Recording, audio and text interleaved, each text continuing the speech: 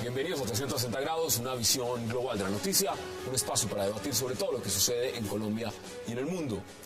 Y esta noche, 360, hemos decidido hacer una ronda por algunas de las noticias internacionales más destacadas del año, que aún hoy, a finales de diciembre, siguen siendo titulares. Hablamos hoy de Venezuela, de la polémica transición de Nicolás Maduro, luego de la muerte de Hugo Chávez. También debatiremos sobre Edward Snowden, el espionaje de los Estados Unidos en el mundo, de la guerra civil en Siria, del pulso de poder entre Obama y Putin y del controvertido programa nuclear iraní. Y por supuesto, de todos los temas que han sido relevantes en el mundo. Esta noche, 360 Internacional. Que no se muevan, que ya en segundo le damos la bienvenida a nuestros invitados.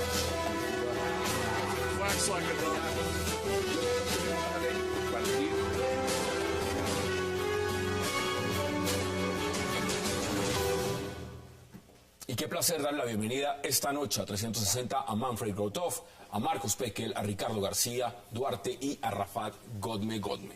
Señores, qué placer tenerlos esta noche porque tenía guardado este programa con ansias. Último programa del 2013 en vivo y queríamos hacer un barrido internacional y qué placer tenerlos aquí esta noche. Gracias por la invitación. Muchas gracias. Placer. 8:03 p.m. en Bogotá, hora de Bogotá, Quito y Lima. Estamos en vivo. Marcos, yo puse y leí 4 temas que me parecieron muy relevantes. ¿Cuáles fueron para usted en el 2013 en la agenda internacional los temas más importantes en el mundo? Bueno, Hassan, primero que todo, de verdad que es un honor tener el puesto 100 en el tarjetón, último programa, con los compañeros de panel, compartir con la audiencia. Yo creo que, adicional a los temas específicos, yo creo que hay tendencias importantes, Hassan, que habría que mirar. Uno, el regreso con fuerza de Rusia al Medio Oriente.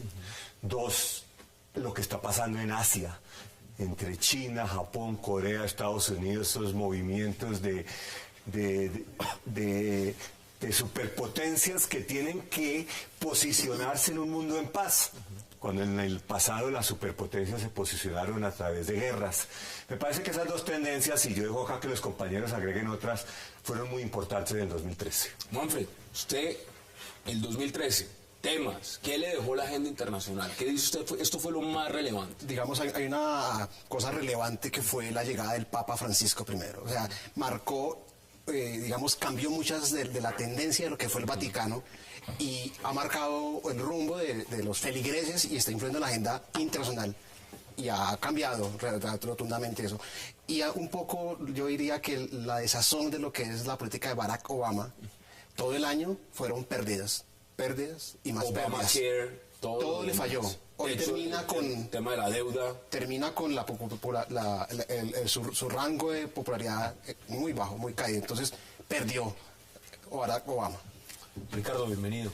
Para usted, ¿qué fue lo que más le llamó la atención en el 2013 en la agenda internacional? No, en materia de tendencias globales, desde el punto de vista de los equilibrios, lo que caracteriza este año es esa situación ambivalente de la primera potencia global, que es Estados Unidos, entre los retos por convertirse justamente en la potencia que dirige todo el concierto de naciones y las limitaciones que ha mostrado precisamente para convertirse en justamente ese líder que digamos, enfrenta retos distintos en todas partes del mundo. Yo creo que eso es como lo que caracteriza con un fondo, con un trasfondo, que es siempre una dualidad del orden internacional de hoy, que es un orden que se debate entre las viejas tendencias de poder de las naciones y de las potencias con una multiplicidad de actores. Eso continúa como caracterización en este año 2013 de las tendencias generales del orden internacional. Rafat, ¿cuáles fueron los suyos? Bueno, antes que nada quiero sumarme al saludo para la mesa y para la audiencia y espero que estas fiestas de final de año la humanidad pueda pasarlas en paz o que por lo menos se hagan oraciones por la paz mundial. Me parece que los temas planteados son bastante pertinentes, son los más relevantes, sobre todo los 2 últimos que usted nombraba, Hassan, que es el hecho de que por fin se haya podido acercar diplomáticamente Irán con Estados Unidos. El hecho de que el presidente Obama haya podido mostrar algunos avances en la diplomacia norteamericana. También llegó Rouhani, ¿no? Eso también Sí. como que encausa la cosa. Exacto, es un discurso más moderado que su antecesor, el presidente Un Ahmadinejad. liberal en el Medio Oriente. Bueno, digamos que es Un liberal, una pero especie de islamista liberal, tal y como ocurre en otros países del Medio Oriente. Y digamos que el presidente Obama también, para mí, tuvo un éxito diplomático, incluso por encima de Rusia, en torno al acuerdo que se logró para desmantelar el programa químico sirio. Es decir, desde Hay el que darle punto- crédito en eso. a Obama. Obama tuvo 2 éxitos diplomáticos este año. pero eso fue un fracaso total. No, yo sigo insistiendo, perdón un momento. Digamos que lo común ha sido que el mundo dice que Rusia fue el gran ganador No, a mí el en el mundo- acuerdo ruso-norteamericano de A mí septiembre el de mundo este no me año. interesa mucho lo que está Pero en el mundo. realmente Obama consiguió lo que podía conseguir y lo que deseaba conseguir, que era una situación de equilibrio con Rusia. Algo así como una especie de acuerdo Sykes-Picot del año 1916 en la Primera Guerra Mundial, cuando Rusia con otras potencias se reparten en el Medio Oriente en zonas de influencia en equilibrio. Yo creo que es el año del año, yo creo que es el año de Putin. Ninguno de los 4, porque eso lo leí yo en el titular, lo vi en el titular y se lo dije en el titular. Ninguno de ustedes mencionó Hugo Chávez. Y eso que estamos en América Latina.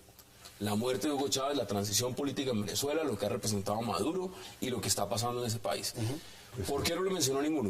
No tiene la trascendencia a nivel mundial, por supuesto, es un tema muy regional, no tiene nada de importancia comparado con lo que ustedes han mencionado.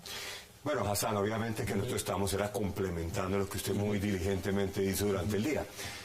Yo creo que la desaparición de Hugo Chávez realmente está teniendo menos trascendencia de la que estamos teniendo, porque yo creo que Hugo Chávez en los últimos meses, si no años, ya realmente la situación económica en Venezuela está muy deteriorada, el ALBA estaba al garete prácticamente, ya su influencia está empezando a disminuirse por la misma crisis económica, y ya estamos viendo, Maduro tomó el poder con unas elecciones controvertidas, ya rebajó los subsidios a Petrosur, lo cual me parece, a Petrocaribe, lo cual me parece muy significativo, porque ese alcance internacional que logró Chávez en el cenit de su poder está empezando a ser resquebrajado por una economía que está no en el borde del abismo, sino ya en caída libre. Por lo tanto, eso va a afectar la política internacional y la política regional, pero como usted lo dice, pues de pronto nosotros 4 acá no le dimos la importancia que le dimos a verdad. ¿Por qué no la tiene? No la tiene. Bueno, digamos que... Bueno, la tiene regionalmente. Regionalmente en América Latina es importante. Yo Ahora, creo que en el concierto internacional cuando murió Hugo hay muchos temas. Chávez, cuando murió Hugo Chávez, creo que murió el proyecto y ya Hugo Chávez venía en salida.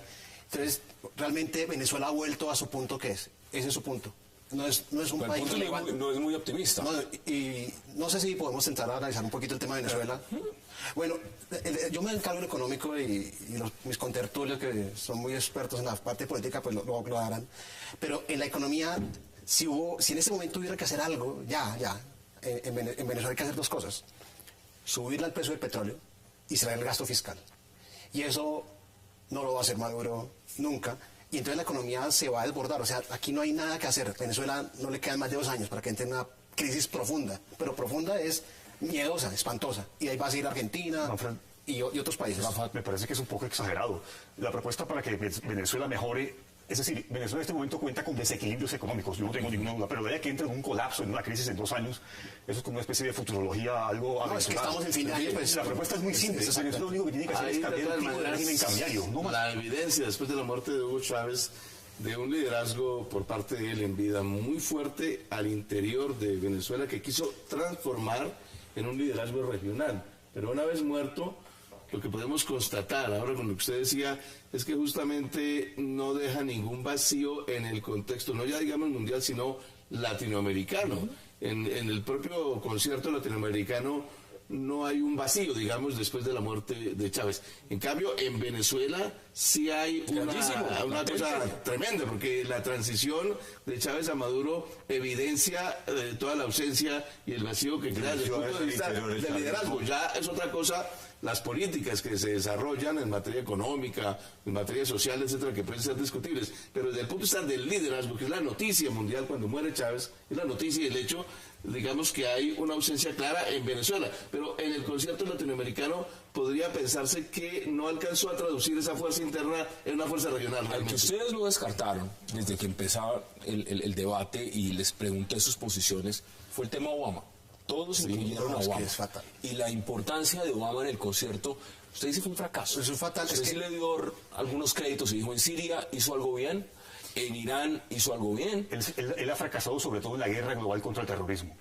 Pero, a ver, internamente es un hombre que está, y eso es cierto, con la popularidad a la baja. Es un hombre que está teniendo problema con su gran proyecto que fue el tema de salud, el Obamacare. Y es un hombre también que ha tenido un fuerte choque con los republicanos y lo vimos con el tema de la deuda fiscal. El techo. Marcos, Ricardo. Pero hay una complejidad allí, hay más y menos en el caso pero perdió de Obama. cosas. Obama tiene problemas internos fuertes, digamos, incluso cuando obtiene triunfos diplomáticos a nivel externo, cuando obtiene el triunfo diplomático con Irán, ahí tiene dificultades internas, porque hay muchos sectores que dicen que esa es como una demostración de debilidad, pero es un triunfo diplomático. No estaba la idea defendiendo él siempre defendió que el tratamiento tenía que ser diplomático, de manera que cierra el año un poco en esas condiciones. Internamente también tuvo ganancias desde el punto de vista de la opinión, con la contradicción con el Tea Party y con los republicanos más duros cuando lo del techo de la deuda. Digamos, fueron más descalificados por la opinión, de acuerdo con las encuestas, la extrema derecha en el republicanismo. En Siria, Pulsó, con Putin en Siria, por ejemplo. tres cosas perdió yo. Entonces, no lo hay comparto. ambivalencias en el caso de Obama, ¿no? Ahora, hay un punto y un trasfondo, y es que la economía, aunque débil, se recupera, lo que puede crearle un colchón favorable. Yo creo, Hassan, que Obama sale por la puerta grande de la presidencia. Que una economía con viento a favor, con viento de cola, tiene un as bajo la manga que podría ser un gran triunfo diplomático, que es la negociación entre Israel y Palestina. Que los logró sentar a la mesa otra vez en Que Washington. los logró sentar y que ya se está hablando de que se va a prolongar, que no se sabe nada, lo cual es muy bueno, y ese sería un gran triunfo diplomático de él. Estoy de acuerdo que lo de Siria fue una situación bien manejada. Lo de Irán está por verse, ya empezaron a salirle todo tipo de problemas a ese acuerdo, pero internamente creo que Obama se salió con la suya. En el tema de la deuda no se dio. Si había que cerrar el gobierno, se cerraba. Pero él iba a ceder en sus principios frente al Tea Party que está controlando el Partido Republicano. Por lo tanto, yo veo que si la tendencia de la economía se mantiene, Obama sale por la puerta grande con un presidente que además no inició una guerra, porque no quiso iniciarla, porque hizo todo lo posible para no iniciar la guerra con Siria. Y en ese sentido, va a ser un presidente que va a dejar para mí una buena herencia y termina saliendo por la puerta grande, a menos que ¿Usted lo ve saliendo por la puerta grande Obama o lo ve como lo ven algunos estadounidenses y por supuesto no tanto en la comunidad internacional, porque todos son muy favorables frente a Obama en la comunidad internacional, sino como lo ven algunos estadounidenses, un presidente que no cumplió mucho de lo que prometió, incluido procesos importantes como una reforma migratoria que hasta el momento no se ha dado, un tema fundamental que ha sido el Obamacare que tanto defendió y que por supuesto en este momento no se ha podido implementar como quería. ¿Cómo viste ese punto? En términos generales, Obama ha tenido aciertos y desaciertos, pero para ser honesto, han estado por encima de esto, los desaciertos por encima de los aciertos. Digamos que específicamente han habido dos. El acuerdo ruso-norteamericano de septiembre de este año en torno a la guerra civil siria, donde gana Estados Unidos, no gana Rusia. O por lo menos si le dan entonces el crédito a Vladimir Putin y dice que lo que ha pasado en Siria, el manejo que se le ha dado en el Consejo de Seguridad, la problemática, además, el hecho fundamental de que Bashar al-Assad siga en el poder ha sido por el respaldo ruso y que el gran fiasco norteamericano ha sido justamente no poder derrocar este dictador. Hoy no hay alternativa a Assad y Estados Unidos no la tienen. Pero es que hubo tres puntos. El primer punto fue, perdió con lo de Corea del Norte. Perdió lo de Siria. A mí yo no comparto el punto, perdió lo de Siria. Pero ¿por qué no perdió? Por una cosa, porque dijo, si cruzan la línea roja, voy a hacer algo. ¿Sabe qué? Armas químicas, ¿no? Armas químicas. Hay un término, se demostró. Y después reculó. O sea, el problema es la reculada que tiene eso. Tengo que ir a una pausa. Quiero que puedan terminar ustedes y concluir este punto sobre Obama, porque hay otros temas que queremos avanzar. Vamos primero a la pausa en 360 y ya regresamos.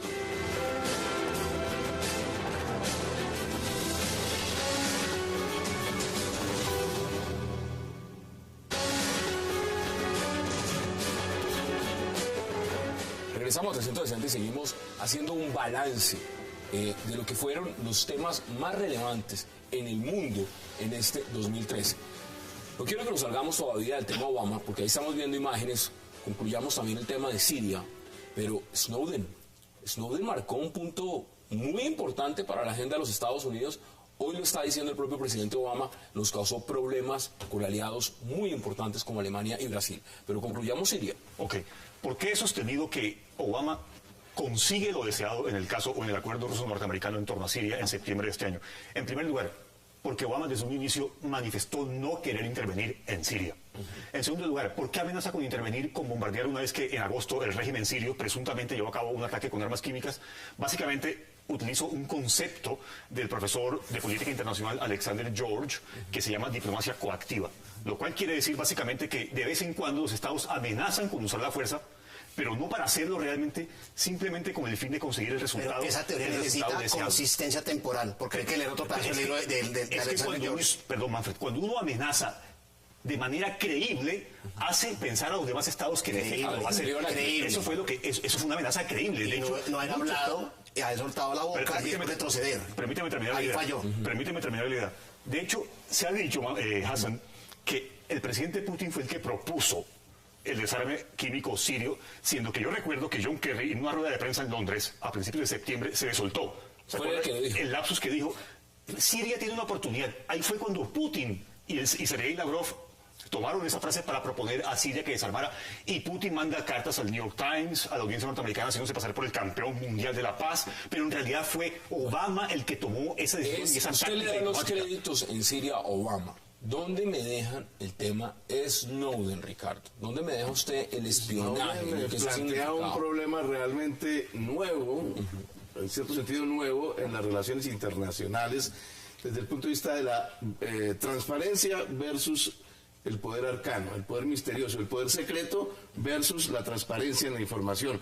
Snowden pone el dedo en la llaga, el tema de Snowden, en las necesidades actuales del orden internacional de acentuar más la transparencia y no dejar que el poder secreto sirva como disculpa para cuestiones que son autoritarias. Vamos a pasar al punto de soltarlo. Ahora bien, el poder secreto siempre, lo que llaman el poder arcano, siempre ha sido propio de los estados y de las potencias, pero siempre también ha sido, no hay que negarlo, el pretexto y la disculpa, el escudo para esconder arbitrariedades. Aquí Snowden pone un tema tremendo, que es la posibilidad creciente de aumentar la transparencia en detrimento del poder arcano. Yo creo que lo que Snowden reveló es algo que todo el mundo sabía, que acá todos espían a todos, usted espía a sus amigos y usted espía a sus enemigos, y lo único que él dijo es, mire, eso se está haciendo, y yo lo sé porque yo trabajé en la NSA. Usted lo cuenta como un refrito. No es un refrito porque es la primera vez que se revela, digamos, en las circunstancias seguido de Wikileaks,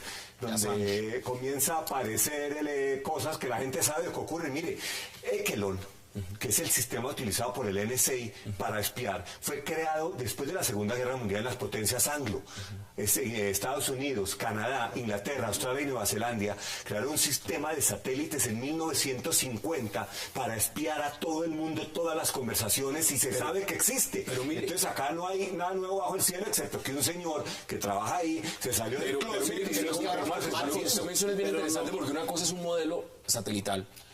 Otra cosa es Prisma. La tecnología digamos una cosa nueva de los megadatos, que es poder controlar correos electrónicos, porque la tecnología avanza. Yo sé que también avanzaré, que al comienzo interceptaba llamadas telefónicas, hoy interceptan todo. Pero es que el tema realmente a nivel global. A ver, el tema donde también hay que tenerlo en cuenta es no es un mundo lindo y el mundo que no pasa nada. Aquí se requiere seguridad y se requiere ese tipo de servicios de espionaje. ¿Eso le quiere decir? ¿Que prima entonces el derecho a espiar a un aliado a los demás por el tema de seguridad? Lo que plantea Snowden realmente es que hay un equilibrio entre seguridad y un poco de transparencia, pero no puede decir, no, todo qué lindo, transparencia. Cuéntame una cosa. De lo que reveló Snowden, ¿cómo era el proceso sobre el cual los Estados Unidos hacía el espionaje? Pero a los aliados y a la gente en común, ¿cómo lo hacía? Básicamente era una especie, el espionaje de Estados Unidos, esto no es de Obama, esto viene desde la década del 70. La Agencia de Seguridad Nacional tiene este tipo de programas desde la década del 70. Pero digamos que entre 2007 y 2011, o sea, en los últimos años de Bush y en los primeros de Obama, básicamente el espionaje se convirtió en un negocio privado. Yo me puse en la tarea, Hassan, si usted me lo permite, unos segundos. Hizo una síntesis de lo que reveló Snowden en los diarios The Guardian y The Washington Post acerca de esto que se llama, lo que he llamado negocio privado del espionaje. Miren estos datos. El gobierno norteamericano invierte $50.000 millones en este tipo en la comunidad de inteligencia. La comunidad de inteligencia norteamericana... Eso es lo que los chinos, para hacer una proporción, van a invertir en el canal interoceánico en Nicaragua. Exactamente. Es la misma cifra. Es el presupuesto anual de Estados Unidos. Porque no sé si lo van a hacer así. Sí, de esos $50.000 millones del presupuesto anual, revelaba Snowden, el 70% va a compañías privadas. Snowden trabajaba en una de ellas. Sí, porque él no es parte de para aclarar un poquito, Snowden no es parte del gobierno, es parte de una compañía privada. Es por eso, es eso que estoy diciendo. El 70% O sea, pero destinaban esos fondos a compañías privadas como Booz Allen Hamilton. O sea, 5.700 millones en contratos que tenía esa compañía en el 2011, todos provenían de contratos con la comunidad de inteligencia del gobierno. Pero miren este dato. Rápidamente. El gobierno norteamericano pagaba a AT&T $325 por cada llamada espiada, y AT&T recibió del gobierno norteamericano $24 millones entre 2007 y 2011. O la compañía Verizon recibía $500 por cada llamada espiada. Y por último, Microsoft, Yahoo y Google recibieron $25 por cada correo espiado. En síntesis, ¿cuál es la conclusión? No, pues los compraron. Que el propio ciudadano norteamericano paga con sus impuestos ser espiado. Pero aparecieron muchísimos con rabo de paja. Empezó el escándalo Snowden y Estados Unidos del excepto. Luego se dio cuenta que Australia espiaba a Indonesia, que Brasil, que todos están espiando a todos. O sea, todos los que salían con el dedo acusador terminaron siendo acusados con rabo de paja, porque como decíamos antes, todo el mundo espía a todo el mundo.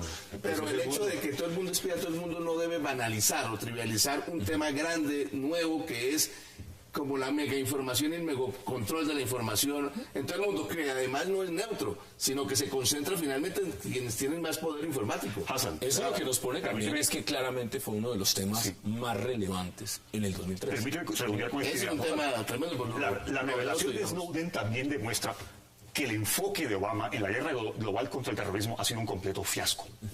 Por ejemplo, el general retirado Keith Alexander, que es el actual director de la Agencia de Seguridad Nacional, cuando tuvo que salir al ruedo para defender a Estados Unidos ante sus aliados por haber sido espiados, él reveló que gracias al servicio de espionaje de la Agencia Nacional de Seguridad, Estados Unidos logró frustrar 54 atentados. Pero les voy a mostrar otros datos que conseguí. De esos 54 atentados, solamente 42 fueron realmente tramados. Y de esos 42, 12 únicamente fueron descubiertos por la Agencia de Seguridad Nacional. Y de esos 12, solamente uno tenía que ver con Estados Unidos. Así que, digamos que eso también demuestra que... Acá dice que defiende el espionaje. Ahora, vamos a empezar a redondear. Nos quedan menos de minuto y medio con este tema. A ver, el tema para redondear Obama, Snowden y todo lo que ha significado la política estadounidense a nivel internacional en el 2003. Efectivamente, mire, el espionaje es que, yo lo vuelvo a decir, es que es necesario y esos fondos evidentemente se han destinado para proteger y se requieren, por ejemplo... Fracasadamente. Por ejemplo, un ejemplo sencillo, ¿será que a Alemania le interesa qué pasa con la deuda, el gobierno griego y qué va a hacer el gobierno griego cuando tiene la deuda colocada en Grecia? Yo creo que le interesa, entonces es necesario. ¿Hay que hacer espionaje entonces para saber eso? Se requiere, es que se requiere, no va a decir aquí, no, se requiere, porque esos son temas que son muy sensibles. No, es una doble moral. Es una doble moral. Yo le concedo a Obama en que siempre va a haber un dilema entre el derecho y el derecho de los servicio de inteligencia es que obviamente es que esto son contratistas privados, es que los F-16 son producidos privados. Obviamente Hassan se necesita la información para el control sobre temas de seguridad, pero no bajo ese pretexto se puede admitir el abuso, la arbitrariedad y el autoritarismo en el control de la información de los hechos de otros controles. El señor Snowden está con asilo en Rusia, en Moscú. ¿Ese pulso quién lo ganó? ¿Lo ganó Putin? ¿Lo ganó Obama? ¿Lo ganó la comunidad internacional? ¿Quién ganó ese pulso? Lo ganó Snowden. Lo ganó Snowden. Sí. Él ganó ese pulso. Me parece que Snowden es una especie como de héroe especial de las nuevas relaciones que se están dando en el mundo. Vamos a la pausa en 360, porque al regreso vamos a seguir analizando todo un resumen de los mejores temas en la agenda internacional en el mundo. Ya volvemos.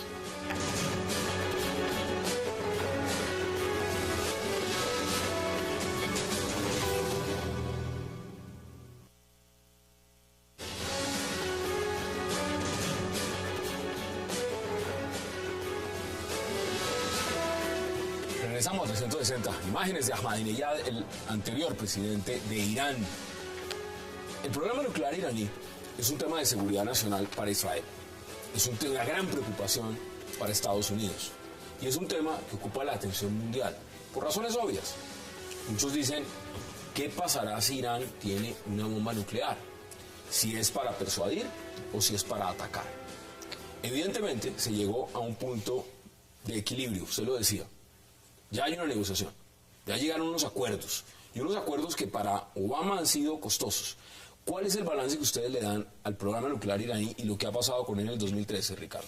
A mí me parece bien encauzado eso como negociación. Obama siempre ha defendido la prioridad de la vía diplomática sobre la vía militar y creo que allí encontró una posibilidad de afirmar esa hipótesis de que es mejor la vía diplomática. Yo creo que allí concurrieron venturosamente algunos factores que van a ser favorables a la vía diplomática. Uno, las sanciones contra Irán. Levantarlas. Yo creo que, no, pero digamos como efecto, como presión, como factor de presión, normalmente no tienen muchos resultados las sanciones económicas como factor de presión. En este caso, creo que sirvieron de contexto favorable a una vía diplomática. Y por otra parte, coincidió venturosamente con un cambio de política interna en Irán, que fue el triunfo de Rouhani en las elecciones, lo que, digamos, trajo al escenario al interior de Irán un discurso más moderado, apoyado por el líder supremo, que le dio el aval a Rouhani, y eso hace parte, por otro lado, del tablero general de la región, que puede terminar favoreciendo también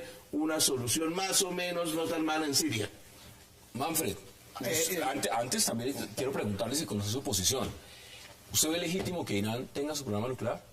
¿O usted lo ve como un grave riesgo y no se le puede permitir? Yo lo veo como riesgo. O sea, yo no ando con... Entonces, a Irán no se le debe permitir. No se le debe permitir ni a ni a otra nación que tenga un arma nuclear. O sea, yo no tengo... Israel también debería eliminar su... Pero no tenemos, sabemos, ambigüedad militar, ambigüedad nuclear. No sabemos si te lo tiene o no la tiene. Y nunca lo ha negado el gobierno. Nunca lo ha negado ni tampoco lo ha firmado. Así que... Pero es que lo nuclear es aquello que es militar y aquello que es de aplicaciones pacíficas. Las dos. Y en el caso del acuerdo que hay, en principio el acuerdo es que conserve unos niveles que no pongan en riesgo la posibilidad de que tenga utilización militar. Todo el año. Ese es el acuerdo. Usted no cree, pero ese es el acuerdo en el que participaron todas las potencias en Ginebra. Un Irán nuclear es una completa exageración.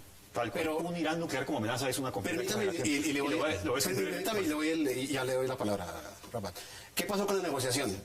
Vamos a tomar el término que usaba Rafat, que es de Alexander George, que es diplomacia coactiva. Las sanciones económicas sí sirvieron.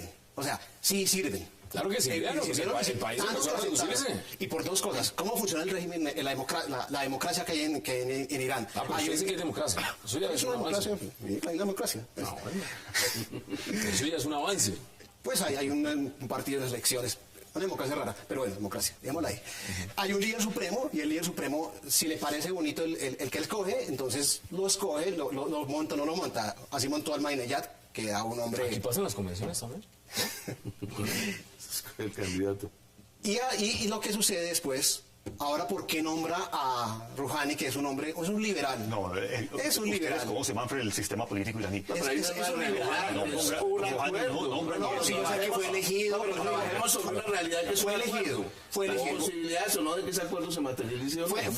Marcos, mire, antes de que entre Rafat, Marcos, ¿a usted le parece que Irán tiene derecho legítimo a tener ese programa nuclear? No, porque ha mentido muchas veces a la comunidad internacional, porque él ha mentido a la Agencia Internacional de Energía Atómica, porque ha tenido programas secretos que no tenía que haberlos tenido, porque Irán es signatario del Tratado de No Proliferación, porque en repetidas ocasiones Irán ha dicho cosas que no son verdad. En ese sentido, el programa nuclear de Irán es ilegítimo. Y digo... El de Israel es legítimo, porque esa es la otra pregunta. Israel no es signatario del Tratado de No Proliferación. Israel no ha amenazado a ningún país con la desaparición. Ni ha negado, ni ha afirmado que tiene o no bomba. Es distinto. El tema es muy distinto. Pero es enemigo de Irán. No es lo mismo. No, es amenazado con la Israel no es enemigo de Irán. Israel no es enemigo de Irán. Irán es enemigo de Irán. Nunca ha amenazado a Israel. Claro, si ese es la nunca ha dicho que puede bombardear las centrales. No lo ha dicho. Pero vamos a otro tema. Espero el Hassan. Rouhani ganó porque, mire, las declaraciones de Rafsanjani hace 2 días. Nos tocó ceder porque estábamos reventados. Sí, económicamente, y por eso el resultado de la elección. Yo estoy de acuerdo con Rafat que Rouhani fue elegido por una población que estaba reventada por las sanciones. Ahora, a Irán hay que verlo en los hechos, no en las palabras. Se firmó un preacuerdo que por 6 meses, unos 6 meses para empezar a negociar. Es un avance para empezar a negociar un acuerdo definitivo. Pero a Irán no se le puede creer. Hay que ver lo que hacen los hechos. Rafat, y en los hechos es donde se va a juzgar el éxito. En este tema. Porque también, Ricardo ha dicho, Israel ha amenazado también a Irán. Yo he escuchado declaraciones del primer ministro Benjamín Netanyahu que han sido fuertes diciendo pues nosotros tenemos que defendernos. Nosotros tenemos que defendernos. No atacar a nadie. Nadie los ha atacado todavía. No, Tenemos es que una forma de defendernos. ataque, hombre. La defensa es una forma de ataque. ¿Cómo dice Ya diciendo hay que borrar al ente sionista, así como se le llama a Israel, y que negaba el holocausto de paso a que Israel diga que el programa nuclear de un país que lo está amenazando con su destrucción es una La amenaza. banda de Gaza, caballero. Eso es otro tema. Ah, es el mismo. No, no es el mismo. No, el gran tema es la ocupación de Gaza y de los palestinos. Ese es el gran tema de toda la región. Sin ese tema, Palestina Sin ese tema no hay guerra civil en Siria, ni muertos en Palestina es una Palestina es un plan es otro tema que se puede hablar acá. Por eso están sentados en este momento. No tiene nada que ver con el programa nuclear. Vamos por partes, señores. Rafat, programa nuclear iraní. A decir verdad, el discurso de Ahmadinejad es parte de una retórica incendiaria. A decir verdad, el programa nuclear iraní no representa ninguna amenaza, especialmente porque no creo que los líderes iraníes sean tan irracionales como para llevar a cabo un ataque nuclear contra Israel o Estados Unidos, sino que Israel y Estados Unidos tienen capacidad de respuesta, de segunda respuesta, destructiva. Es autodestrucción. O sea, es autodestrucción. Sí, es autodestrucción. Así que es muy exagerada. En realidad, esto es parte de una retórica destinada, instrumentalizada, para que Irán se convierta en potencia regional. Ese es su gran proyecto y eso choca con la política exterior israelí. Israel no quiere contar con un competidor tan fuerte como Irán. Los saudíes tampoco. Igual que la Arabia Saudita. No quiere tampoco. Exactamente. Y de hecho, es posible, me voy a atrever a plantear una hipótesis bastante atrevida, es posible que este acuerdo logre generar una especie de acercamiento entre Israel, Turquía y los países del Golfo, especialmente a la cabeza de Arabia Saudita. Irán también. Irán también. Irán. Pero a mí me parece que hay un acuerdo y el problema es si el acuerdo es importante o no. A mí me parece que están negando la posibilidad de que un acuerdo tenga las posibilidades de que diplomáticamente se vaya extendiendo ese tema. ¿Cuál es mi hay un acuerdo condicionado. Hay 6 meses, hay que esperar. Eso pasó. Nadie ha dicho algo. ¿Ustedes se oponen o no al preacuerdo de 6 meses? Un momento, es que el acuerdo ¿cómo fue? Llegó el señor Rouhani, sonrió, habló de liberalismo, habló de democracia y ahí mismo eso fue en la ONU. Y después terminaron en Europa firmando la carta blanca para que Irán tenga una bomba nuclear. Bueno, a ver. Para tener la alarma nuclear hay que hacer un proceso. Enriquecer el uranio a un porcentaje. Lo tienen 5 enriquecerlo a un meses. porcentaje. Se necesita también una tecnología sobre la cual, tienen. bueno, pues han matado muchos científicos iraníes últimamente. No se sabe quién lo ha hecho, pero ahí está. Sí. El tema también del rol que ha jugado, y no, Marcos se ríe, yo no estoy mirando para ningún lado. A lo que yo me refiero es... El Mossad. Bueno. Para decirlo con palabras explícitas. ¿Pero tiene pruebas? A ver. No, pero tiene pruebas. Pues, eso todo el mundo todo el mundo se ve una académico diciendo esto, todo el mundo. Ahora, fuentes serias. Todo el mundo dice fuentes serias. Que están jugando, que ha sido mediador de Turquía. Brasil también trató de jugar un papel mediador con el tema del enriquecimiento del uranio iraní. Pero lo que sí no se puede desconocer es el tema de las sanciones. Lo que usted dice es muy cierto. A Irán lo tenía asfixiado económicamente el tema de las sanciones. Y por eso dejó llegar a los jóvenes. ¿Qué quería decir eso? Entonces que no había que abrirle la puerta a la negociación con Irán, dice usted. No, sí había que abrir. Mantenerlos apretados. No hubiera sido un error. No, pero no tan rápido. O sea, es que un momento llegó y inmediatamente ya quedó. ¿Cuándo? No tan rápido es cuando dentro de un mes, otro 2 meses. No. ¿Un año, 2 años? No sé. Cuando Pero tengan la bomba. no eran 3 días tampoco. No eran 2 meses, un mes que fue. Pero eso ya viene de mucho tiempo. Yo creo que con todos los riesgos que tiene un acuerdo de esta naturaleza y las zonas grises, me parece que es más positivo que, por ejemplo, un ataque directo por Israel a las centrales nucleares, que también es una posibilidad, pero creo que esto es mejor. Que es mejor crear un marco de negociaciones, que una parte sea la disminución del enriquecimiento de uranio y la otra sea la disminución de las sanciones. Creo que ahí hay gestos que pueden contribuir a eso. Yo discrepo un poco con Manfred. Empezamos a redondear ese tema. Sí, yo discrepo un poco con Manfred en un sentido. No, este acuerdo que es interino de 6 meses, es un preacuerdo, no solamente se debe a la necesidad iraní, también obedece a una muy ingente necesidad. ¿Cuál es el objetivo de Obama? ¿Cuál es el objetivo de Obama? Recuerden que llevan un año negociando en secreto Estados Unidos e Irán. Exactamente. Sí, y un año, incluso desde Ahmadinejad. Exactamente, Marcos. Y usted sabe perfectamente que la prioridad de la política exterior, la gran estrategia de Obama es China, el ascenso de China. Y por tanto, el gran trasfondo del acuerdo... Irán está comprando la mayoría del petróleo a Irán también. Exacto. Y sí, Obama necesita estabilizar el Medio Oriente. Y por tanto, ese acuerdo también iba destinado a apaciguar a la guerra civil siria. Pero ¿cómo lo puede apaciguar? Y ahí empezamos a redondear. Cuando la OTAN entra en Libia, cuando no han salido de Irak del todo, cuando no han salido de Afganistán y cuando están en un chicharrón, por decirlo así, obedece a la necesidad de Obama. 8 billones de dólares gastados en conjunto en Irak y Afganistán hasta de lo que un fracaso, un fracaso. El desastre y el caos cae en Siria. Así que Obama necesitaba estabilizar el Medio Oriente logrando un acuerdo con Irán, porque Estados Unidos sabe que para estabilizar a Siria necesita a Irán. Conclusiones en 30 segundos, Marcos, y redondeamos este tema porque tenemos otro tema muy importante del 2003. A Irán se le juzgará por los hechos y no por las palabras ni por la cara de Rouhani. Sí. En concreto, el acuerdo que se estableció con el concurso de estas potencias en Ginebra me parece un paso adelante en las posibilidades de arreglar ese diferente. ¿Le agrega algo? El acuerdo le permite a Irán tener una bomba nuclear. ¿Y usted le agrega? Me parece que el acuerdo entre Irán y Estados Unidos beneficia a ambos estados. Vamos a la pausa en 360 porque regreso nuestro último tema de lo que fue lo más importante en la agenda internacional en el 2013. No se vayan, ya regresamos.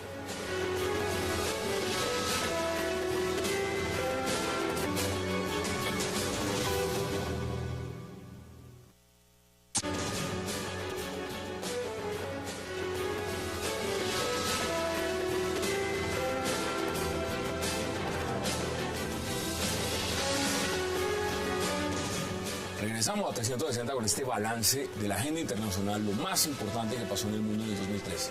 Estamos viendo las imágenes de Vladimir Putin. Para muchos, la revista Forbes lo catalogó como el hombre ahora más poderoso del mundo. Estuvo nominado también en Time ganó el Papa Francisco. Pero Vladimir Putin ocupó la agenda, no solamente por el tema en Siria, sino también por lo que está pasando en Ucrania, por el tema de Snowden, por cómo empezó a manejar el tema ruso y las relaciones rusas frente al mundo. Manfred, Vladimir Putin. Es un zar moderno. Es un zar moderno. Un criminal de guerra, ¿cierto? Ay, también, ¿no? Toda la vida lo ha sido. Ganó, vuelvo y repito, Corea del Norte. Ganó lo de Siria. Ganó el pulso ese del acuerdo nuclear con Irán. O sea, ¿Ucrania? El tema Ucrania. Le aprieta las callejas cuando quiere Europa. O sea, el hombre realmente es el hombre del año. O sea, eso, el poder lo es. ¿Es Vladimir Putin? ¿Le fue favorable por los astros en el 2013, Ricardo? Es posible que le haya sido favorable los astros, pero significa como, digamos, la reivindicación de Rusia para volver a colocarse en un nivel competitivo, digamos, como potencia global. Jodorowsky, un gran opositor, uno de los hombres más ricos en Rusia, y le acaba de dar indulto. Le acaba de dar indulto. Libre. Ahora, eso se va a librar finalmente en lo que podríamos llamar el cinturón que antes pertenecía a la Unión Soviética y ahora es una especie de cinturón de países como Ucrania, por ejemplo, como otros países de los Urales que están como entre Europa y Rusia. Además, que ahí se va a librar esa disputa en que Putin quiere volver a ser nuevamente, a reivindicar como una especie de imperio enorme con las dificultades que estos países también quieren mirar hacia Occidente, ¿no? Esta semana lo que pasó con Ucrania, además el señor mandó mover misiles a la frontera con Polonia y Lituania y dijo, no, la OTAN no me quiere quitar los misiles, escudos antimisiles de las zonas donde no me gustan, pues yo mando los míos para allá. ¿Cómo ve usted a Vladimir Putin en el 2013? Mire, eso es como un juego de póker donde el jugador empieza, gana la primera mano, gana la segunda, gana la tercera y empieza a jugar con un par de doces a ver si le gana toda la mesa. Creo que tiene unas buenas y unas malas, pero el poder de Rusia definitivamente es limitado. De acuerdo. Ha aprovechado aperturas que se han dado, especialmente en el Medio Oriente, que es una convulsión total para tener ciertos éxitos. Pero Putin tiene problemas internos, tiene problemas económicos, tiene problemas de políticas que lo están alienando con Occidente, como el tema de los gays. Está viendo a China que se le está yendo y se le está yendo a nivel tecnológico, a nivel de potencia. Nadie habla de Rusia como potencia, todos hablan de China como potencia y de Rusia como que está ahí. Por lo tanto, hay que ver el tema de Putin como unas de cal y otras de arena. Putin perdió Asia Central con China, el Shanghai Cooperation Organization es una cosa que fundan los chinos para meterse al patio trasero de la Unión Soviética o de Rusia, que eran todos los stands, y que eran parte de la Unión Soviética y que hoy en día están exportando el gas y el petróleo todo a China. Es Por una lo tanto, limitación unas de gas, unas de cal y unas de arena. Sí tuvo ciertos éxitos y bueno, en el mundo mediático de Time, pues sí es el personaje y es Forbes. Pero la realidad hay que ver, analizarlo más allá, que eso es lo que estamos haciendo acá. El famoso politólogo norteamericano siempre comparaba a China con Rusia en el sentido de que Rusia era más proclive al hard power, al sistema de potenciadora, mientras que China seducía más con economía y con power. ¿Usted está de acuerdo con Marcos Pekel en muchas cosas, Rafa? Igual está en el tema de lo que significa Vladimir Putin en el 2013. Y sigo estando de acuerdo con Marcos. Es más que todo parte del show. Es decir, el señor Putin, ¿qué hubiera hecho? Le planteo esta pregunta sobre todo a Manfred. ¿Qué hubiera pasado si Estados Unidos hubiese realmente bombardeado Siria? ¿Se hubiera puesto militarmente Rusia? ¿Hubiese ido a la guerra como, por ejemplo... No tiene la capacidad. No tiene simplemente... O sea, yo recuerdo la Primera Guerra Mundial. La Primera Guerra Mundial comenzó básicamente cuando Rusia entró a defender a Serbia después de haber sido bombardeada por Austria. Pero se hubiera puesto en este momento Siria... Es que no solo por militar, hay muchas cosas que hay por medios que no lo sabemos. Es una especulación, no sabemos qué ha pasado. El señor Putin solamente es capaz de tener un lenguaje agresivo, una retórica de gran potencia mundial únicamente en su zona de influencia. No pasa de Ucrania. Es decir, planteémoslo de otra forma. Si Barack Obama no hubiera estado debilitado por el tema interno, por lo que ha sucedido... Por el fiasco de Irak y Afganistán. Exactamente. ¿La situación hubiera sido distinta?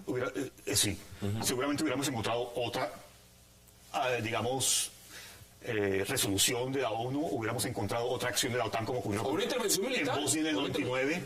No han parado por una resolución de la ONU, una intervención militar. Obama ya había hecho un gesto hace unos 2 años con los sistemas estos antimisiles en Polonia y en Checoslovaquia. O sea que se viene un poco de más largo alcance ese juego frente a Rusia. Rusia queriendo a través de Putin reposicionarse con sus esferas de influencia y Estados Unidos tratando de influir en esas zonas de países que quieren mirar hacia Occidente. Pero lo interesante de Putin es, y lo dijo Marcos, es a pesar de las debilidades que mostró claramente Marcos, ganó puntos y eso lo loable. Por las razones que haya sido, pero es que los ganó, por lo menos lo ven en alza. Ahora, no quiero dejar los últimos minutos que nos quedan, pocos minutos, para que me den sus pronósticos del 2014.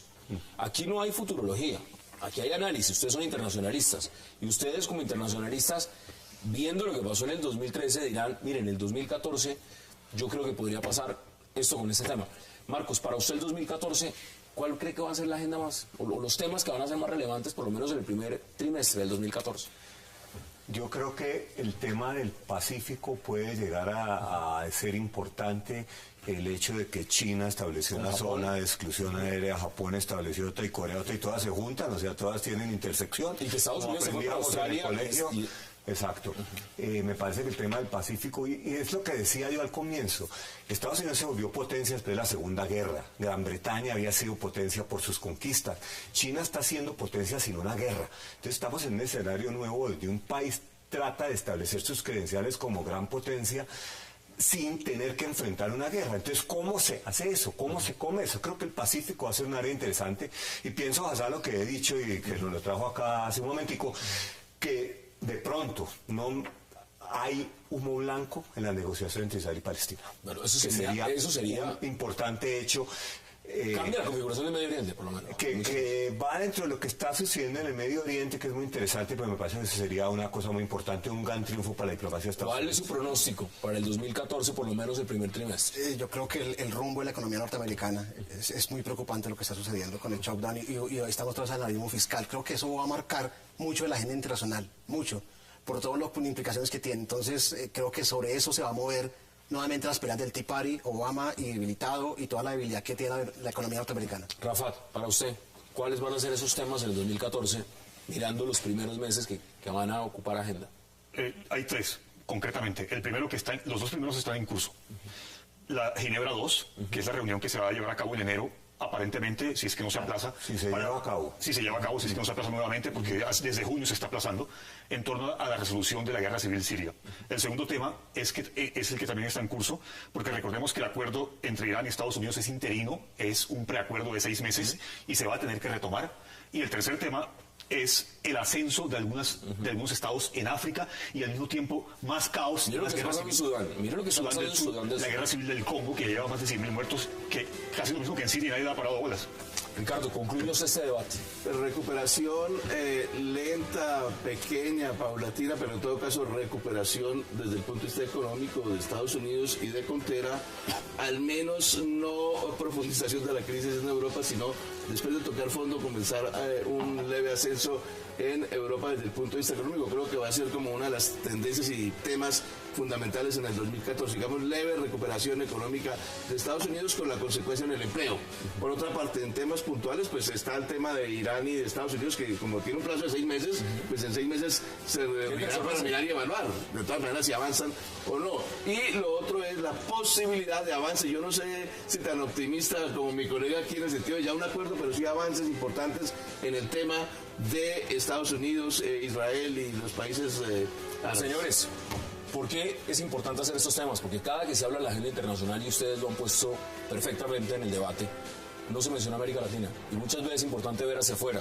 A veces se cree que el mundo es solamente lo que pasa a nuestro alrededor y el mundo es muy grande. Desafortunadamente, América Latina está fuera de la agenda. Además, un verdadero placer que nos haya acompañado en este programa, el último en vivo del 2013. La próxima temporada vendremos con muchas cosas más y ha sido un verdadero placer para todo el equipo de Cable Noticias y desde 360 grados hacer esa temporada. Marcos Pekel, un placer como siempre. Muchas gracias, Hassan. Feliz año a toda la audiencia. Ricardo García, un placer. Gracias, Hassan. Rafael Gómez, como siempre, gracias. Muchas gracias y siempre un placer estar acá, Hassan. Y Manfred Grotov, muchas gracias y un placer haber estado aquí. A ustedes, gracias por acompañarnos. Nos vemos de nuevo en el 2014. Viene una temporada de los mejores especiales de 360 grados, lo mejor del año. No se lo pierdan a partir de la próxima semana. Un placer y gracias por habernos acompañado durante el 2013.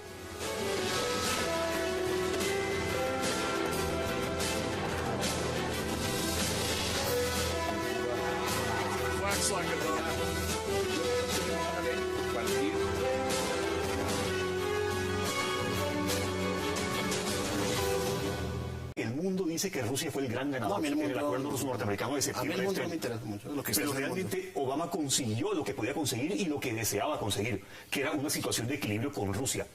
Algo así como una especie de acuerdo Sykes-Picot del año 1916 en la Primera Guerra Mundial, cuando Rusia con otras potencias se reparten en el Medio Oriente en zonas de influencia en equilibrio. Yo creo que es el año del año de Putin. Ninguno de los cuatro, porque eso lo leí yo en el titular, lo vi en el titular y se lo dije en el titular, ninguno de ustedes mencionó Hugo Chávez. Y eso que estamos en América Latina. La muerte de Hugo Chávez, la transición política en Venezuela, lo que ha representado Maduro y lo que está pasando en ese país. ¿Por qué no lo mencionó ninguno? No tiene la trascendencia a nivel mundial, por supuesto, es un tema muy regional, no tiene nada de importancia comparado con lo que ustedes han mencionado. Bueno, Hassan, obviamente que nosotros estamos complementando lo que usted muy diligentemente hizo durante el día. Yo creo que la desaparición de Hugo Chávez realmente está teniendo menos trascendencia de la que estamos teniendo, porque yo creo que Hugo Chávez en los últimos meses, si no años, ya realmente la situación económica en Venezuela está muy deteriorada, el ALBA estaba al garete prácticamente, ya su influencia está empezando a disminuirse por la misma crisis económica, y ya estamos viendo, Maduro tomó el poder con unas elecciones controvertidas, ya rebajó los subsidios a Petrosur, lo cual me parece, a Petrocaribe, lo cual me parece muy significativo, porque ese alcance internacional que logró Chávez en el cenit de su poder está empezando a ser resquebrajado por una economía que está no en el borde del abismo, sino ya en caída libre. Por lo tanto, eso va a afectar la política internacional y la política regional, pero como usted lo dice, pues de pronto nosotros cuatro acá no le dimos la importancia que le dimos haber dado. ¿Por qué no la tiene? No la tiene. Bueno, digamos que... Bueno, la tiene regionalmente en América Latina es importante. Yo creo que cuando último programa con los compañeros de panel, compartir con la audiencia. Yo creo que adicional a los temas específicos, yo creo que hay tendencias importantes, Hassan, que habría que mirar. Uno, el regreso con fuerza de Rusia al Medio Oriente. Dos, lo que está pasando en Asia, entre China, Japón, Corea, Estados Unidos, esos movimientos de superpotencias que tienen que posicionarse en un mundo en paz, cuando en el pasado las superpotencias se posicionaron a través de guerras. Me parece que esas dos tendencias, y yo dejo acá que los compañeros agreguen otras, fueron muy importantes en el 2013. Manfred, usted, el 2013, temas, ¿qué le dejó la agenda internacional? ¿Qué dice usted? Esto fue lo más relevante. Digamos, hay una cosa relevante que fue la llegada del Papa Francisco I. O sea, marcó... digamos, cambió muchas de la tendencia de lo que fue el Vaticano y ha marcado el rumbo de los feligreses y está influyendo en la agenda internacional y ha cambiado rotundamente eso. Y un poco yo diría que la desazón de lo que es la política de Barack Obama, todo el año fueron pérdidas y más pérdidas. Obamacare, todo le falló. Hoy termina con el tema de la deuda. Termina con su rango de popularidad muy bajo, muy caído. Entonces perdió Barack Obama. Ricardo, bienvenido. Para Gracias, usted, ¿qué fue lo que más le llamó la atención en el 2013 en la agenda internacional? No, en materia de tendencias globales, desde el punto de vista de los equilibrios, lo que caracteriza este año es esa situación ambivalente de la primera potencia global, que es Estados Unidos, entre los retos por convertirse justamente en la potencia que dirige todo el concierto de naciones y las limitaciones que ha mostrado precisamente para convertirse en justamente ese líder que digamos, enfrenta retos distintos en todas partes del mundo. Yo creo que eso es como lo que caracteriza con un fondo, con un trasfondo, que es siempre una dualidad del orden internacional de hoy, que es un orden que se debate entre las viejas tendencias de poder de las naciones y de las potencias con una multiplicidad de actores. Eso continúa como caracterización en este año 2013 de las tendencias generales del orden internacional. Rafa, ¿cuáles fueron los suyos? Bueno, antes que nada quiero sumarme al saludo para la mesa y para la audiencia y espero que estas fiestas de final de año la humanidad pueda pasarlas en paz o que por lo menos se hagan oraciones por la paz mundial. Me parece que los temas planteados son bastante pertinentes, son los más relevantes, sobre todo los dos últimos que usted nombraba, Hassan, que es el hecho de que por fin se haya podido acercar diplomáticamente Irán con Estados Unidos. El hecho de que el presidente Obama haya podido mostrar algunos avances en la diplomacia norteamericana. También llegó Rouhani, ¿no? Eso también sí, como que encausa la cosa. Exacto. Es un discurso más moderado que su antecesor, el presidente Ahmadinejad. Muy liberal en el Medio Oriente. Bueno, digamos que es un liberal, una especie de islamista liberal, tal y como ocurre en otros países del Medio Oriente.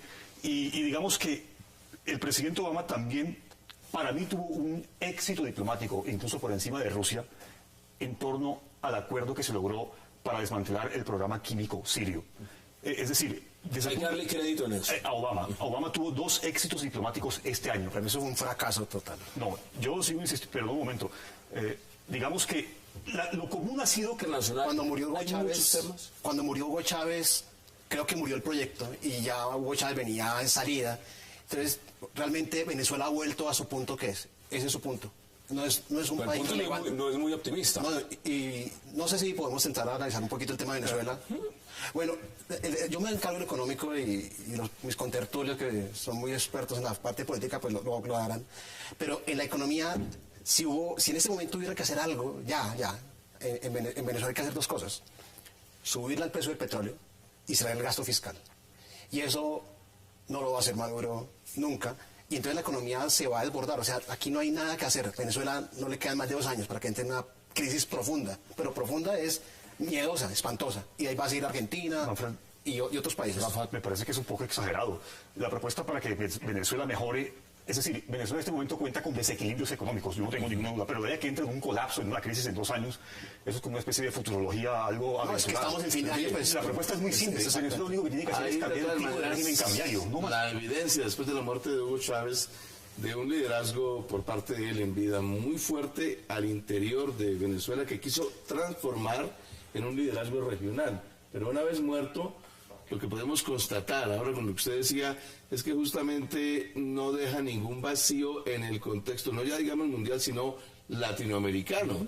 En el propio concierto latinoamericano no hay un vacío, digamos, después de la muerte de Chávez. En cambio, en Venezuela sí hay una cosa tremenda, porque la transición de Chávez a Maduro evidencia toda la ausencia y el vacío que crea desde el punto de vista del liderazgo. Ya es otra cosa las políticas que se desarrollan en materia económica.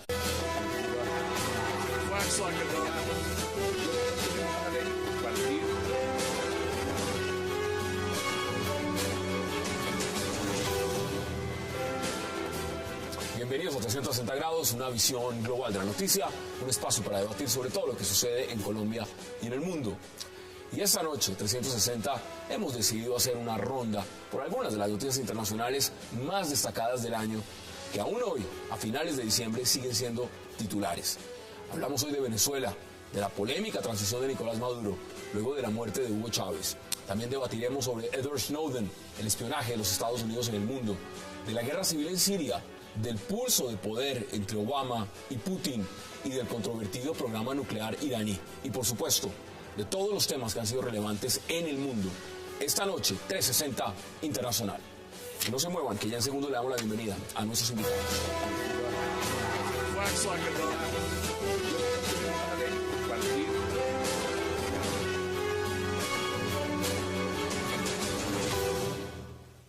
Y qué placer darle la bienvenida esta noche a 360 a Manfred Grotov, a Marcos Pekel, a Ricardo García Duarte y a Rafat Godme. Señores, qué placer tenerlos esta noche porque tenía guardado este programa con ansias. Último programa del 2013 en vivo y queríamos hacer un barrido internacional y qué placer tenerlos aquí esta noche. Gracias por la invitación. Muchas gracias. 8:03 p.m. en Bogotá, hora de Bogotá, Quito y Lima. Estamos en vivo. Marcos, yo puse y leí 4 temas que me parecieron muy relevantes. ¿Cuáles fueron para usted en el 2013 en la agenda internacional los temas más importantes en el mundo?